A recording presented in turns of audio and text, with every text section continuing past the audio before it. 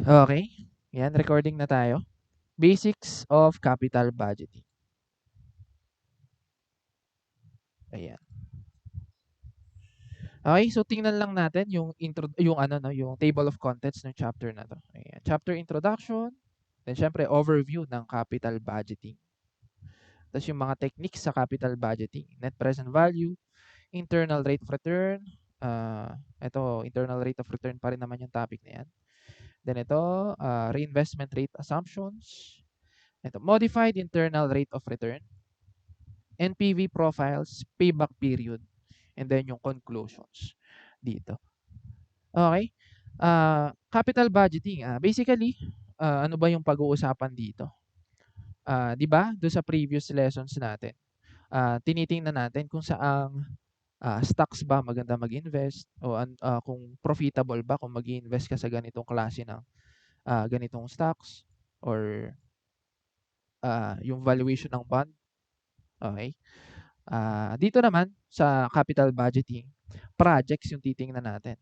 Okay, so yung company natin, kino-consider niya kung profitable ba pasok ng pera sa ganitong klase ng project.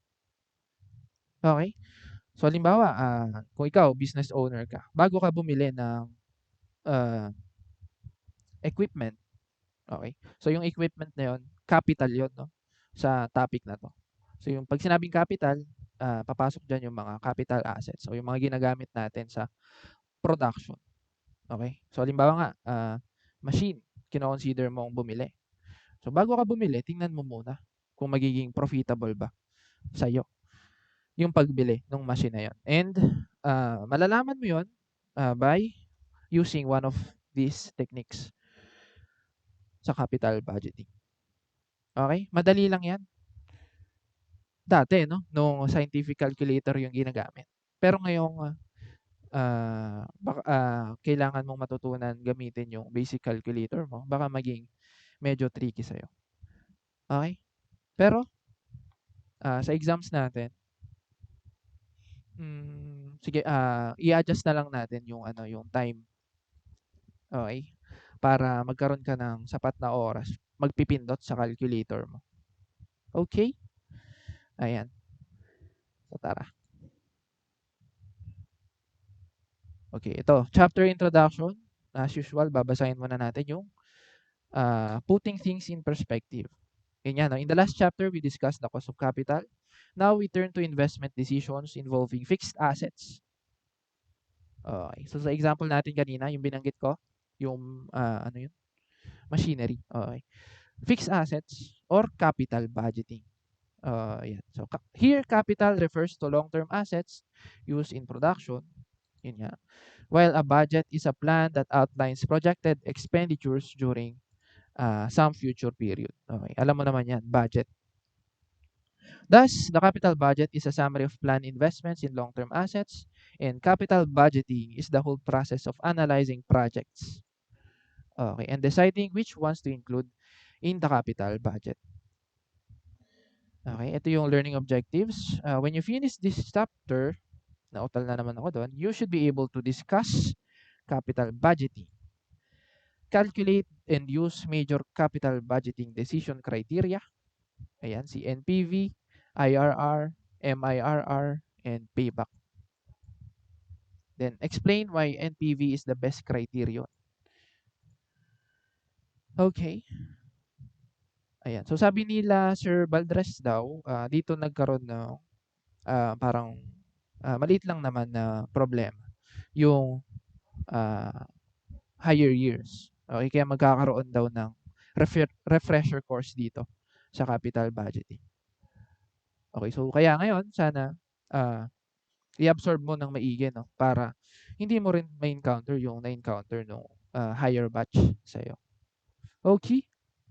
Madali lang to, promise. Ma-appreciate mo yung topic na to. Ayan, an overview of capital budgeting. Sabi nga natin kanina, same concept pa rin naman, ano?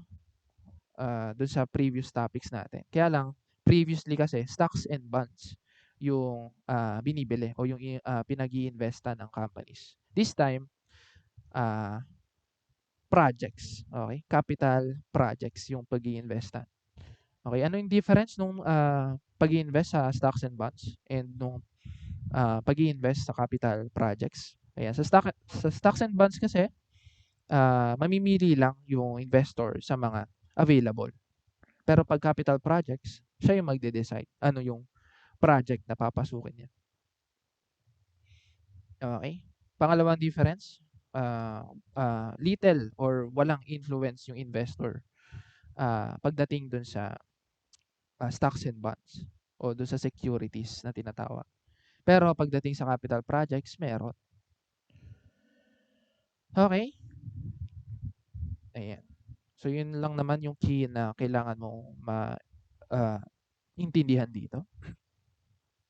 Then ito for ano 'no, for theoretical, ah, for your theory exam ano, baka lang lumabas yung definition na 'to. Strategic business plan, a long-run plan that outlines in broad terms the firm's basic strategy for the next 5 to 10 years.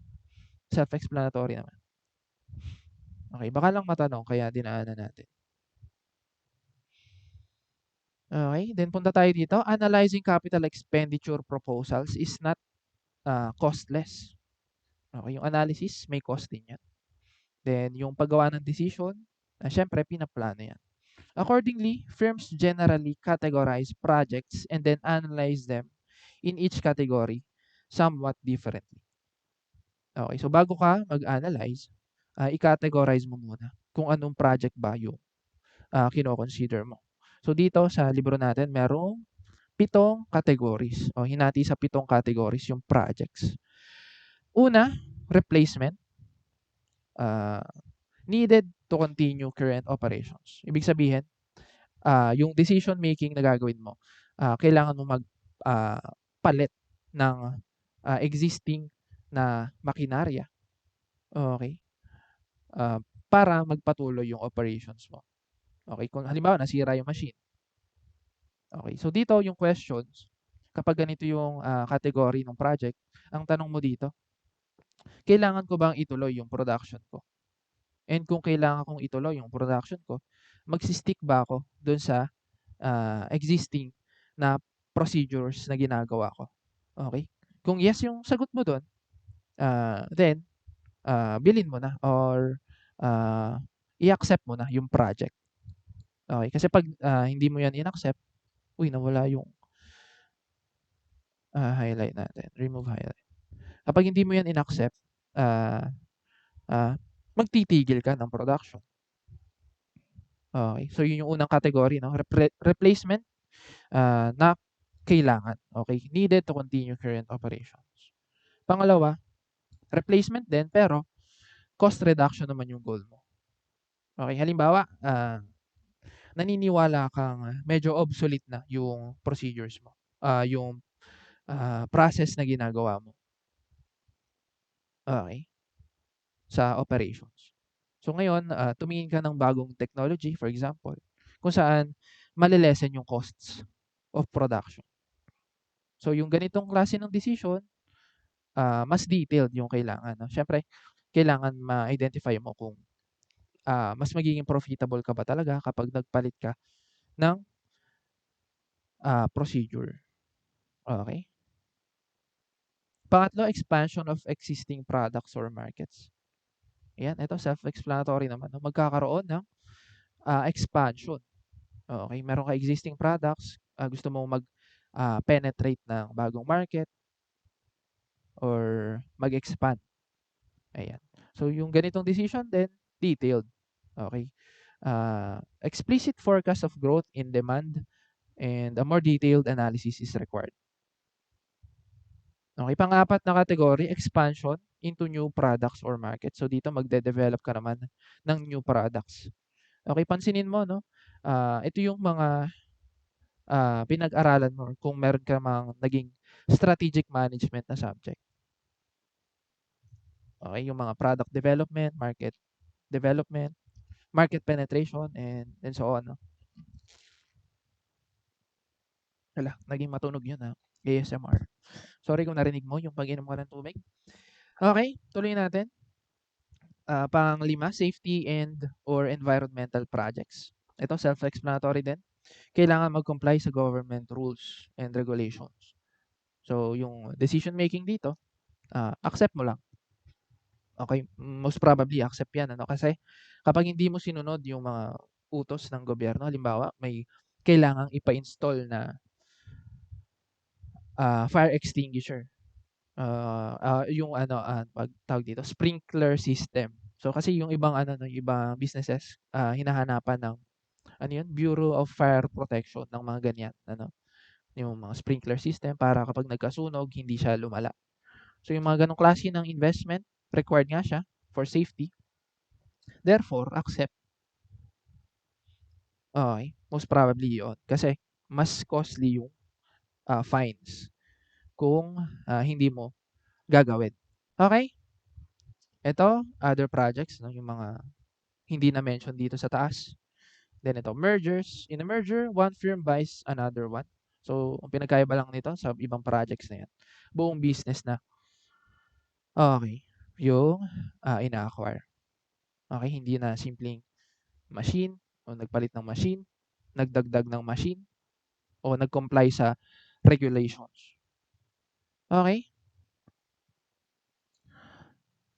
Ayan. So, since kailangan nga i-analyze kung ano yung mga project na i-accept, kailangan mo ng techniques. Okay? And ito yung mga techniques na pwede mong gamitin. Ayan, ito. Therefore, procedures must be established for screening projects. Companies use and we discuss the following criteria for deciding to accept or reject projects. Ayan. Una, net present value, NPV. Pangalawa, IRR. Excuse me. Pangatlo, MIRR. Apat, regular payback. Panglima, discounted payback. Okay, limang ano 'no, limang techniques o criteria. And sabi nga, NPV is the best method. Okay, madali lang 'to, promise, 'wag kang matakot diyan sa mga 'yan. Alam mo na yung ginagawa dito, eh. Parang iko-combine mo na lang. At net present value, oh, may clue ka na agad, anong gagawin mo diyan, ipe-present value mo lang. Yung alin, yung cash flows. Then ito, internal rate of return, dito parang gagawin mo yung ginagawa sa YTM ano, yield to maturity. Okay. And yun nga, since basic calc yung gagamitin natin, kailangan mong mag-trial and error. Buti na lang multiple choice yung exams niyo. Okay, MIRR, yun din ano, trial and error. Etong pinakamadali, regular payback. Okay, pinakamadali ito. Makikita mo mamaya kung bakit. Pero overview na natin agad 'no. Regular payback, since 'di ba sa unang, at time zero magkakaroon ka nga ng investment. Titingnan mo lang yung future cash flows from that investment kung kailan babalik sa'yo yung initial outflow mo o yung initial na lumabas na pera sa'yo. Dali lang 'no? Titingnan mo lang ilang years ba 'yan. Eto discounted payback, halos same dun sa regular payback. Titingnan mo rin kung kailan babalik, okey, kailan, babalik sa'yo yung initial investment mo. Ang difference lang nito, discounted. Okey, ibig sabihin idi-discount mo muna yung mga cash flows na expected from the future, okey, bago mo i-compare or bago mo tuusin o i-compute kung kailan babalik sa'yo yung initial investment mo. Okey? So itong dalawa, 4 and 5 basic na basic sa'yo. Siguro itong tatlo medyo challenging pero madali lang din 'yan. Okey, puntahan na natin 'no, wala ng paligoy-ligoy pa. Okey. Kumuha ka na ng, ano ba tawag dito, index cards o kuhanin mo na yung index cards mo, sulat mo yung formula. Kinuha mo na? Very good. Kuha ka rin ng scratch paper 'no, i-try natin sundan yung sample problem dito. Kumuha ka na? Hindi pa? Oo, kumuha ka na? Ako rin kukuhanin ko na yung calculator ko. Kumuha ka na? Ayan, very good. So tara, okey, ayan, net present value. Okey, Ayan. We saw in chapter 3 that there is a difference between cash flows and accounting income. Okay, pero ito, last semester pa 'to na-discuss 'no, chapter 3 yan, eh. And we noted that investors are particularly concerned with free cash flow. Recall that free cash flow represents the net amount of cash that is available for all investors after taking into account the necessary investments in fixed assets. Okay. Pero yan ano, yung problems naman, ipapakita naman sa'yo yung cash flows. Okay, na kailangan mo to compute the NPV. Okay, in chapter 10, we demonstrated that the value of the firm is equal to the present value of free cash flows and the firm produces for its investors over time. So, yun nga, no? Napag-aralan mo na before, kaya sobrang dali na lang sa'yo nito. Similarly, the value of a project is equal to its net present value, which is simply the present value of the project's free cash flows discounted at the cost of capital. Okay. Ayan. So, ito. The most difficult aspect of capital budgeting is estimating the relevant cash flows. For simplicity, the cash flows are treated as a given in this chapter, which allows us to focus on the rules for making capital budgeting decisions. However, in chapter 13, we discuss cash flow estimation in detail. So dito sa chapter natin, given nga yung mga cash flows no, para hindi ka mahirapan. Ma-appreciate mo agad yung computation. Okay. And dito, puntahan na natin yung example, ano. Sabi nga diyan, ipe-present value lang natin yung future cash flows expected dun sa project.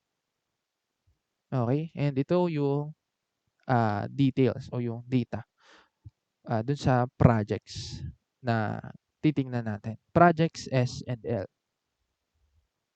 Okay? Ito.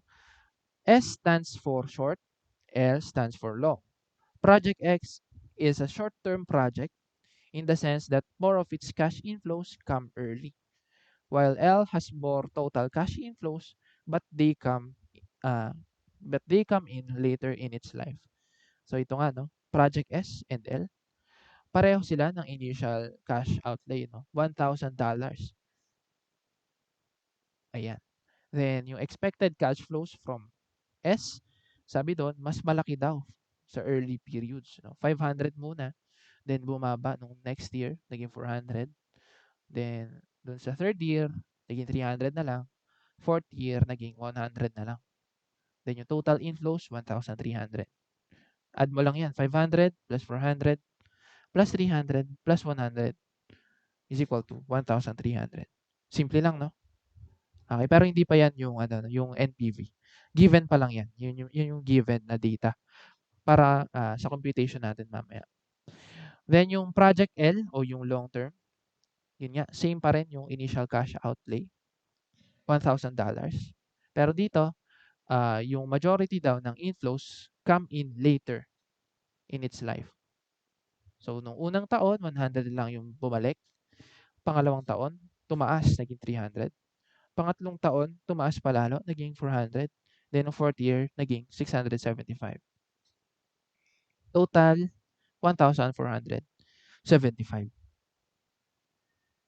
Okay. So, pansinin mo, no, dalawang projects. Dito kasi sa capital budgeting na topic, minsan,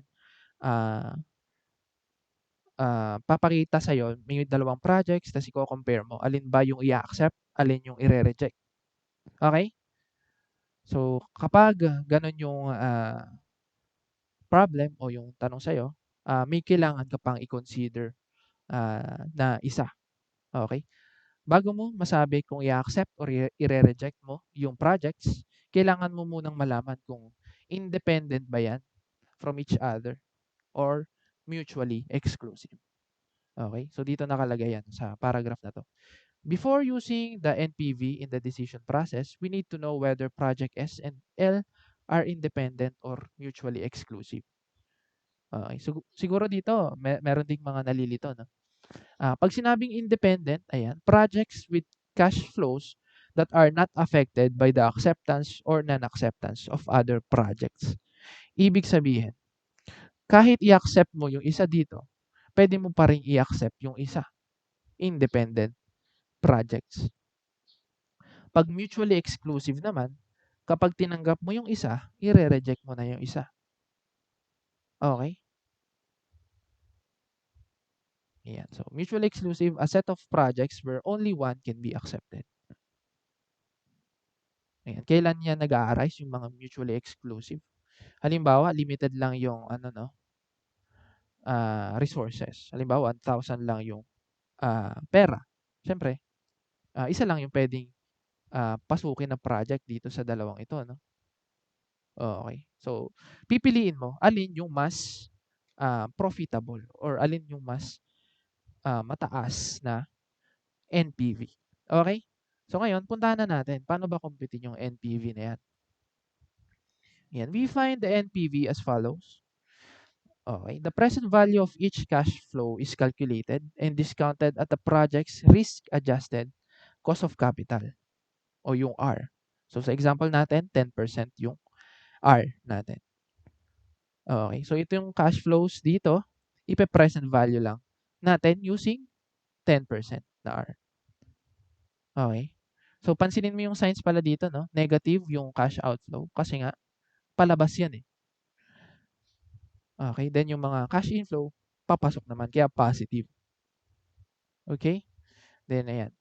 Next step, the sum of the discounted cash flows is defined as the project's NPV. Yun na agad, ano? The sum of discounted cash flows, yun na yung NPV. Okay. 2 steps lang.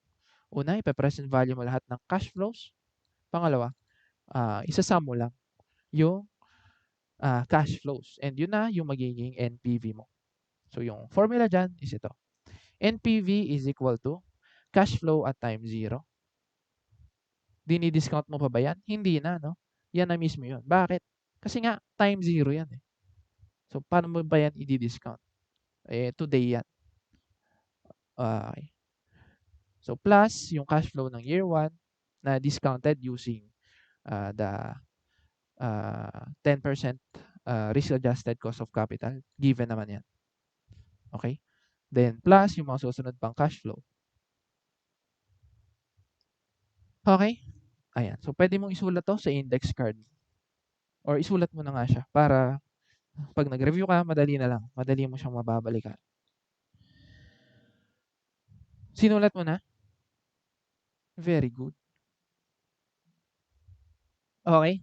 So, tara, compute natin yung NPV nito munang project S. Okay. So, wag natin tingnan to, no? Wag natin tingnan, pero tinitingnan ko ngayon, no? So, dito tayo tumingin sa given lang. Okay. Project S yung i-compute natin, no? So, kuhanin mo yung calculator mo. Kumuha ka rin ng scratch paper para sundan natin yung problem na to. Okay. Ayan. So, si project S, meron nga siyang initial cash outflow na. Mas maganda ko ipakita natin dito, no? Mag-open tayo ng Paint.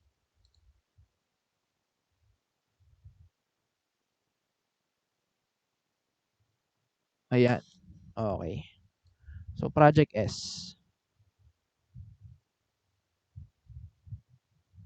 Ayan. Guys, nakikita nyo ba yung Paint na binuksan ko? Baka kasi hindi siya nakikita. Yes po, kita po. Yes po. Okay. Thanks. So, tara. Project S muna tayo, no? Okay. So, ang nahanap nga natin is NPV. Okay. So, una mong gagawin nga, i-present value mo muna lahat ng cash flows, no? Okay, pati yung mga negative dyan. Kasi yan yung cash outflow. Okay. So, ito nga yung at time 0. As is na yan, no? Kasi nga hindi mo na siya mape-present value kasi yan na yung present value niya. So, negative 1,000. So, punta tayo next year. Plus, present value nito 500 na cash inflow. So, 500 times 1 plus, ano ulit yung rate na gagamitin natin? 10%. Okay? Yan yung cost of capital o yung WACC. Okay? Yung computation ng WACC, tandaan mo pa rin, no? Kasi baka yung ibang problems na ibigay sa'yo, comprehensive o yung mga tuloy-tuloy, no? Yung compute mo muna yung WACC bago mo gawin yung capital budgeting. So baka lang, para safe, wag mong kakalimutan yan. Plus 10%. Raised to negative 1. Ito, present value formula lang to, no? Alam na alam mo yan. Okay. Next, second year, 400 naman yung na-receive, no? 400 plus 400 times 1 plus 0.10. Okay. Yan, 0.10. Raised to negative 2 naman to. Tapos plus third year, at magkano yung na-receive? 300 times 1 plus 0.10 raised to negative 3 plus year 4, 100. 100 times 1.10 raised to negative, negative 4. Okay. So, solve natin to. Negative 1,000 plus. Sundan mo ako ha para hindi ka maligaw. So, 4, 5, 5. Ni-round off niya ba to ng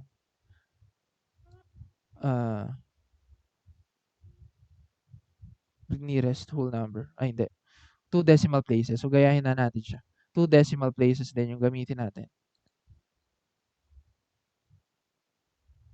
2, 5, 4.55. Okay. Plus, ito naman, present value natin, 400 times 1.1 raised to negative 2.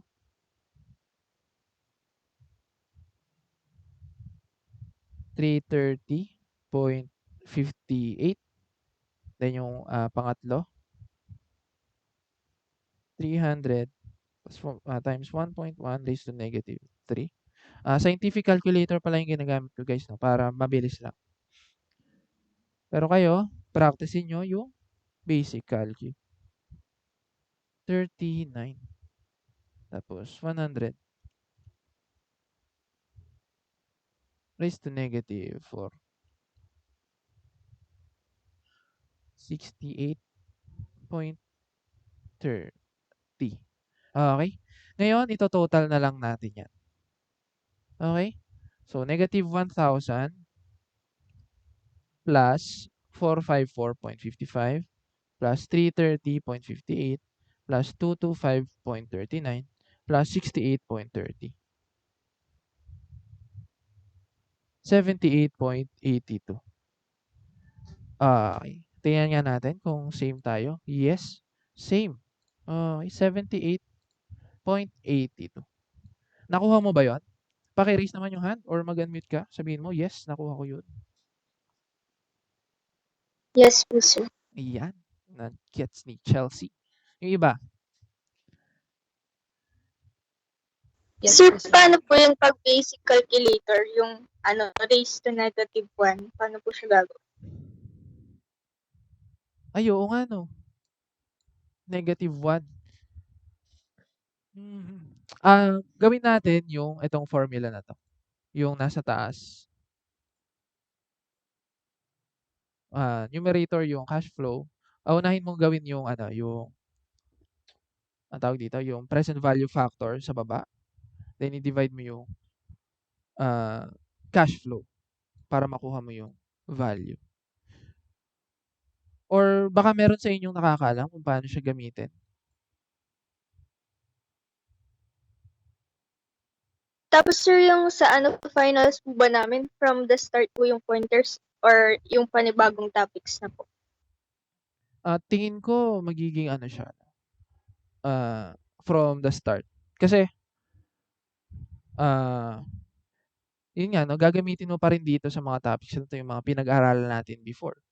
Yung mga WAC, CAPM, no? Mas maganda kung kung paghandaan mo ng gano'n. Pero hindi ko rin sure aalamin natin yan kung magiging cover to cover ba or yung final period lang yung magiging included sa exam mo. Departmental kasi ulit yung final exam natin. Thank you po. Okay.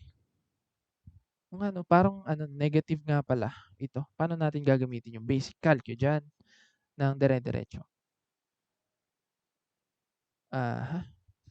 Ayan. So baka merong nakakaalam sa inyo. Share nyo naman. Or yung ginawa ko lang kanina, yung sinabi ko kanina. Yun yung way para gamitin yung basic calcu. Mhm. Ayan. O baka pwede naman gumamit ng scientific calculator dito, no? Ayan. Pero kasi ini-encourage nga kayo na mag-practice sa basic calcu para ready ka kapag board exam na.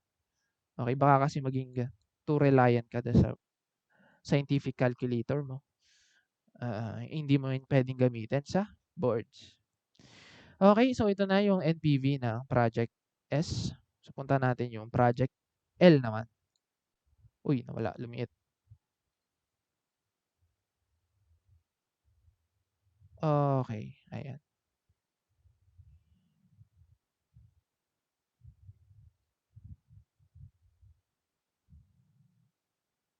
Mhm. Okay, nasan yung given? Ayun, ito.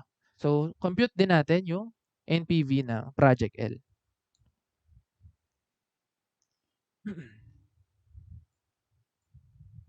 Okay. Project L.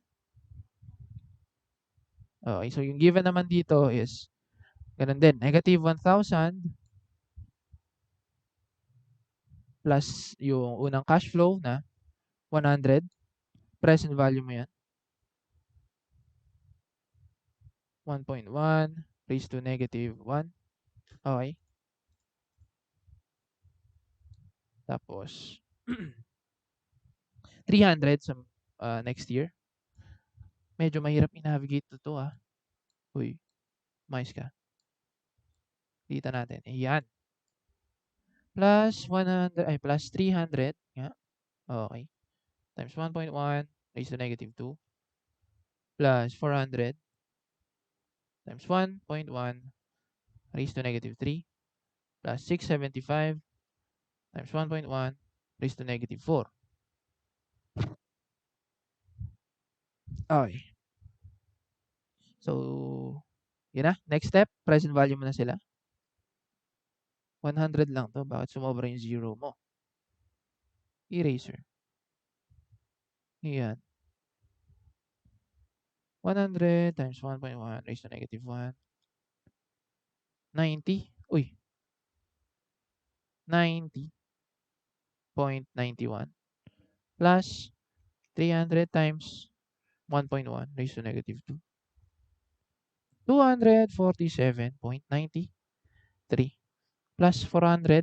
Ay, hindi. Ba yan? Kakamadali mo yan, sure. Baka kasi naiinip ka na, no? Madali lang kasi itong NPV. Yan, 400. Kaya minamadali natin. Times 1.1 raised to negative 3. 300.53. Then yung last, 675 times 1.1 raised to negative 4. 461.03. Okay? Next step, i-add mo lang yan.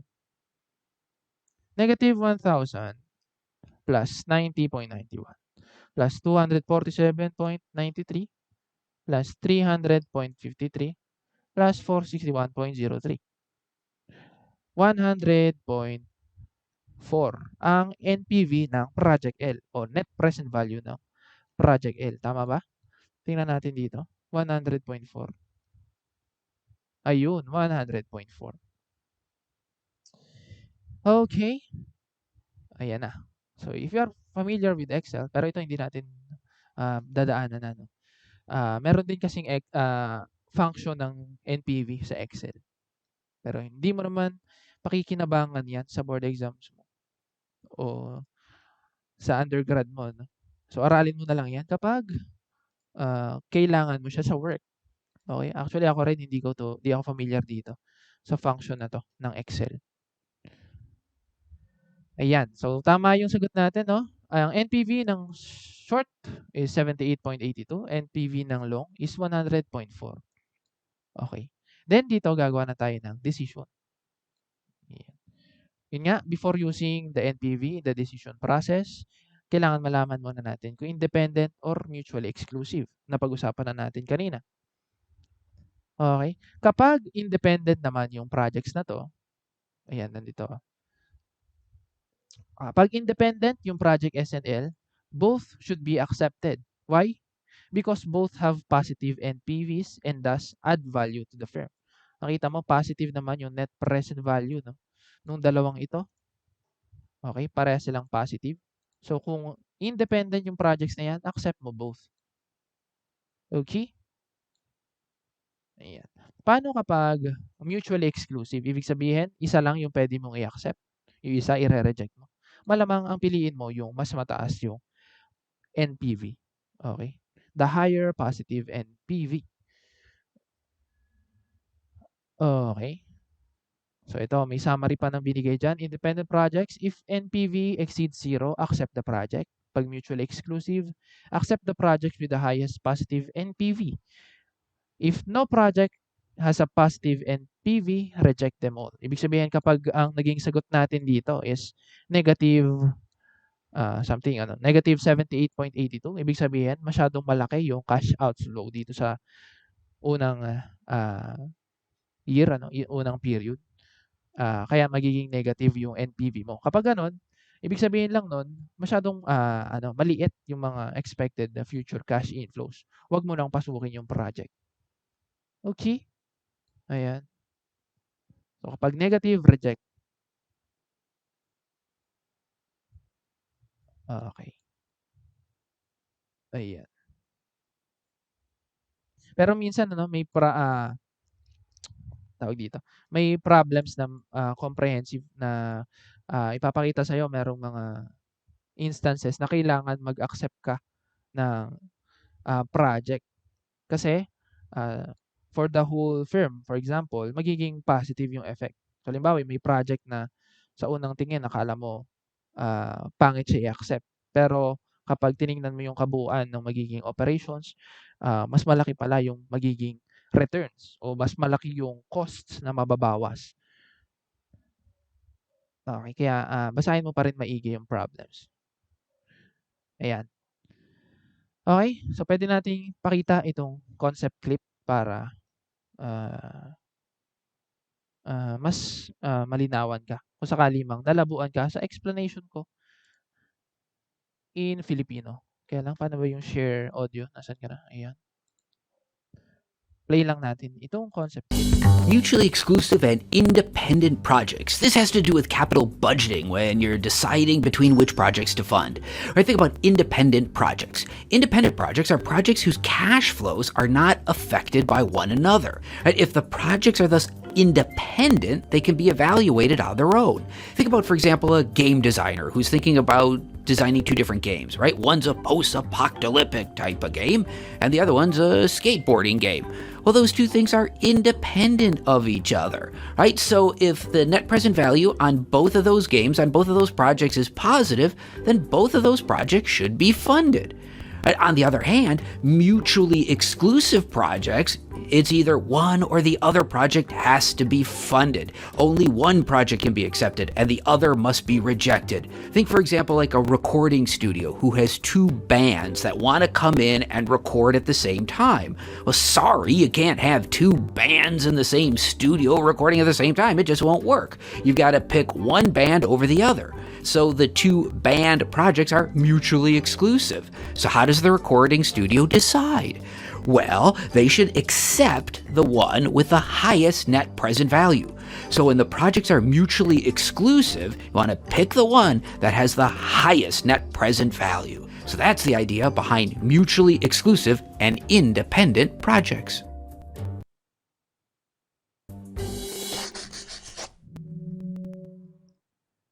Ayan. Okay.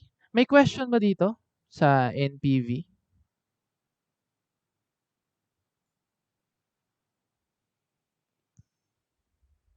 Wala naman po, sir. Okay. 'Di ba madali lang? Easy lang, 'no? Easy lang. Tara, puntahan natin itong IRR. Okay. So, pero stop ko muna pala yung recording baka maputol na naman tayo.